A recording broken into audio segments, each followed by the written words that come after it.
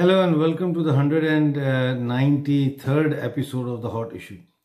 सबसे पहले तो मैं आप सबका शुक्रिया अदा करना चाहता हूं कि मेरे जितने फैंस हैं, जितने दोस्त हैं, उन्होंने जिस तरह मेरी बीमारी में मेरा साथ दिया, यहाँ तन्हाई में मुझे मैसेजेस करते रहे, मुझे कुछ लोगों के फ़ोन भी आते रहे और आप लोग मेरे साथ रहे इस पूरे प्रोसेस में। मेरा लेज़र सर्जरी हुई थी हिप जॉइंट की, उसके बाद मेरा प्लेटलेट रिच प्लाज्मा ट्रीटमेंट हुआ और 3 दफ़ा। बड़ी तकलीफ़ थी और वो ट्रीटमेंट के बाद जो है काफ़ी गुनूदगी भी रहती थी। आप लोगों ने रेडियो हिमालय में मेरी आवाज़ में तब्दीली भी देखी होगी और मैं प्रोग्राम्स भी नहीं कर सका।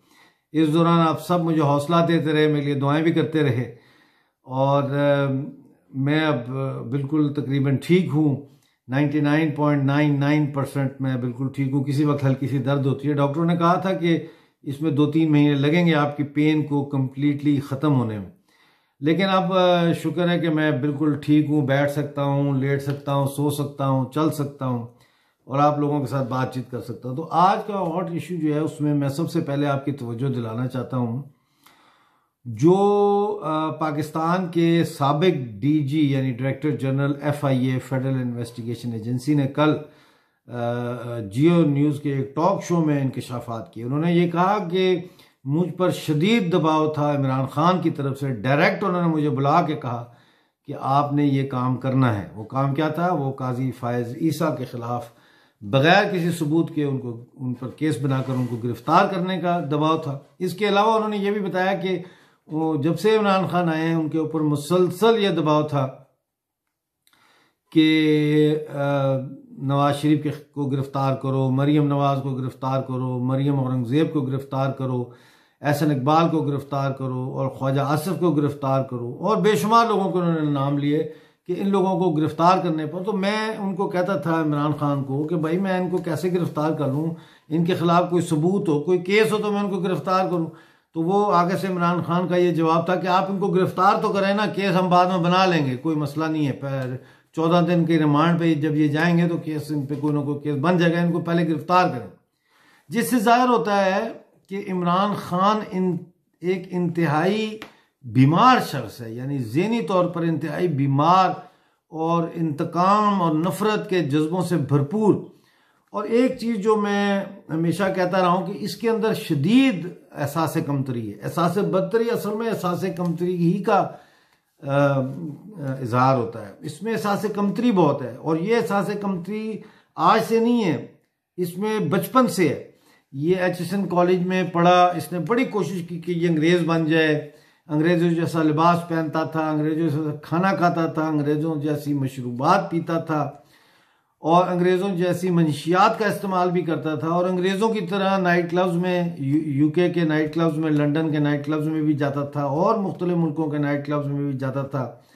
इसने बड़ी कोशिश की, लेकिन इसको महसूस जब ये हुआ कि ये बाहर से जितना मर्जी गोरा बन जाए, अंदर से या बाहर से एसिमिलेट नहीं कर पा रहा है, तो फिर ये वापस आया ज़हनी तौर पर, नफ्सियाती तौर पर, और ये नेटिविज़म का शिकार हुआ।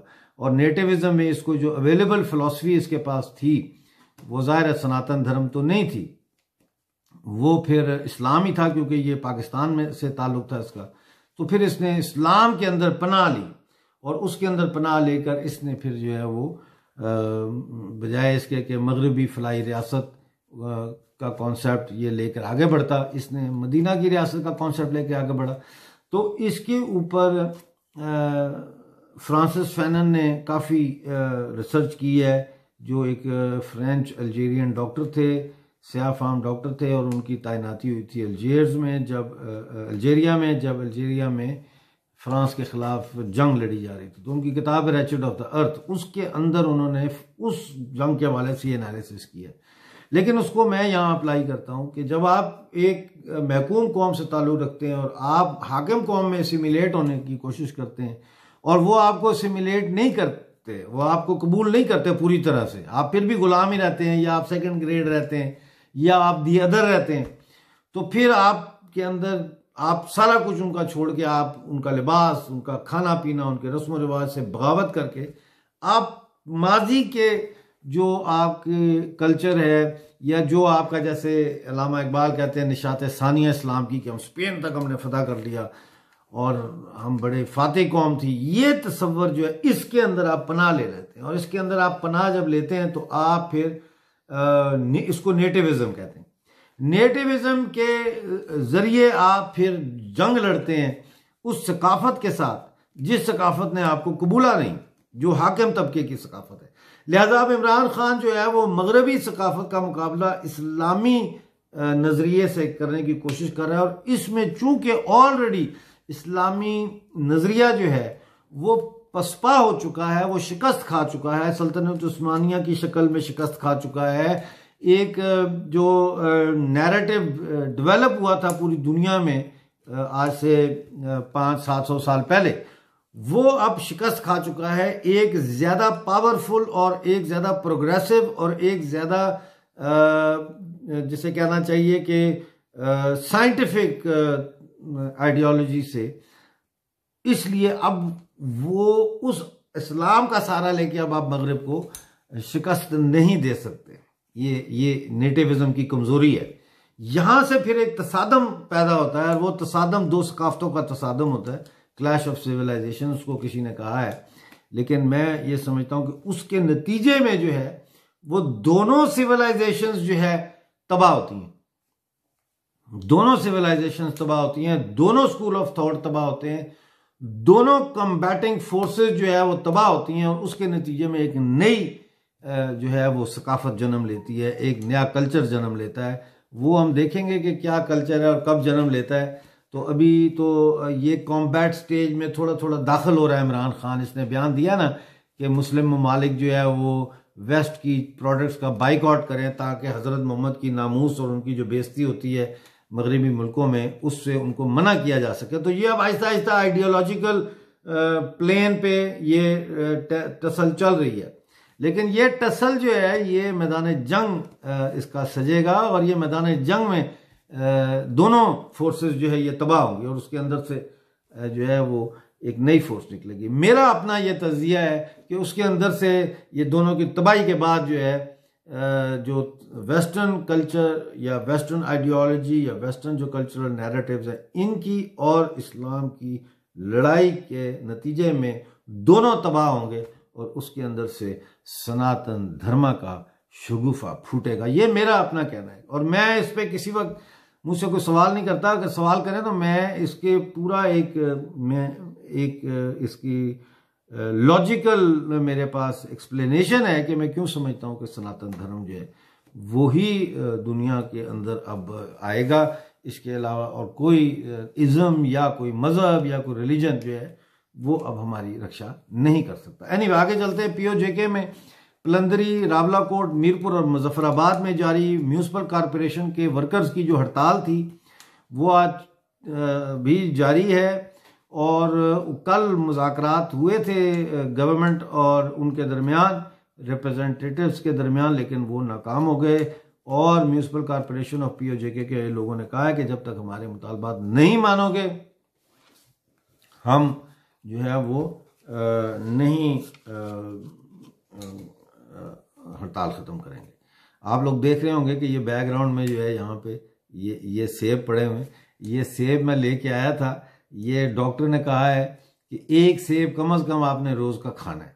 तो ये आप देख सकते हैं सेब पड़े हुए हैं, लेकिन ये थोड़े से वो हैं, नरम से हैं। लेकिन चलो, उसने तो विटामिन के लिए मुझे कहा है कि फल खाएं, आप पानी भी पिएं। एनीवे आगे चलते हैं। बलूचिस्तान में तहरीक आज़ादी की जो जंग है वो फैसला कुन मरलों में की तरफ बढ़ रही है। अभी दाखिल नहीं हुई फैसला कुन मरले में, लेकिन बढ़ रही है। उसकी वजह ये है कि Baloch Liberation Front, United Republican Army, United Baloch Army और बलोच लिबरेशन आर्मी की जो कार्रवाइयाँ हैं उनमें कंसिस्टेंसी है, उनमें एक तसलसल है। वो ठंडी नहीं हो रही, वो रुक नहीं रही। तो अभी पिछले 3 दिनों में तकरीबन 6 और पाकिस्तानी फौजी जो है उनको जहन्नम वसाल किया गया है। और बलोचों को उनकी जुर्रत पर, उनकी इन कामयाबियों पर हम रेडियो हिमालय की तरफ से और हॉट इशू की तरफ से बहुत बहुत मुबारकबाद देते हैं, क्योंकि जिनेवा कन्वेंशन के कोड के मुताबिक भी जो है बलूचिस्तान की जो जंग आज़ादी है ये इंटरनेशनली रिकग्नाइज जंग आज़ादी है, क्योंकि ये कॉलोनियल पावर के खिलाफ है। दोस्तों साथियों, इसके अलावा आपको ये भी मैं बताता चलूं कि यहाँ पे एक और आपको मैं इन्फॉर्म करना चाह रहा था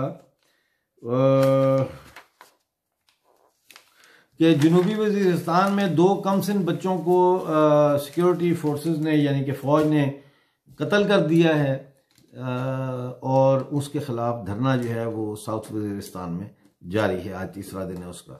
बहरहाल आपसे बाद में फिर मुलाकात होगी। अपना बहुत सारा ख्याल रखें। प्लीज़ सब्सक्रिप्शन जो है बिल्कुल हमारी 12,000 तक पहुंचने लगी है। टारगेट हमारा 15 का था।